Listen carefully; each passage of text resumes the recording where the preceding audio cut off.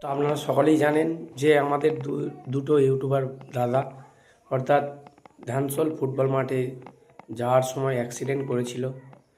তো তারা আপাতত সুস্থ আছে কি না, সত্যি আমরা এরকম টিম ওনার আমার বাপের জন্মে ভাই দেখিনি।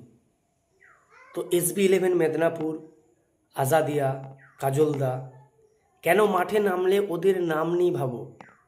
কারণ সাহেবদা যে মানসিকতাটা দেখিয়েছে না, আজাদিয়ার টিম ওনার যে মানসিকতা দেখায় না, কাজলদা যে মানসিকতা দেখায়, এদের মানে টাকা দিয়ে তুলনা হয় না।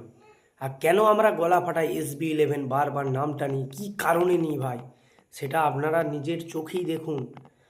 অসহায়ের পাশে আমাদের ইউটিউবারদেরকে দাদারা এতটাই ভালোবাসে, তাদের পাশে গিয়ে দাঁড়ানো, এটাই আমাদের এর থেকে আর বড়ো কিছু হয় না। সেই জন্য SB11-এর জন্য আমরা গলা ফাটাই। মাঠেও যেরকম হিরো, সবার জন্য গরিব, অসুস্থ, অসহায় মানুষদের কাছেও হিরো হয়ে তিনি দাঁড়ায়। অহংকার করছি না, কারণ আজ না হোক কালকে আমারও তো কোনো বিপদ আপদ হতেই পারে। তো সত্যি মানে সাহেবদার অতুলনীয় SB11, একদম দাদাকে কি বলে স্যালুট দেবো, ধন্যবাদ জানাবো, আমার কোনো বলার ভাষা নেই।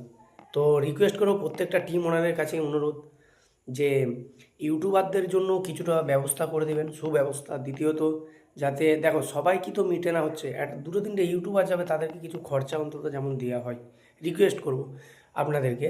তো রিকোয়েস্ট করবো সাহেব, দেখো অসংখ্য ধন্যবাদ দাদা আমাদের ইউটিউবারদের পাশে দাঁড়ানোর জন্য। দাদা এইভাবেই এগিয়ে চলো, আমরা সব সময় এনি টাইম সাহেবদার সঙ্গে আছি এবং সাথে আছি।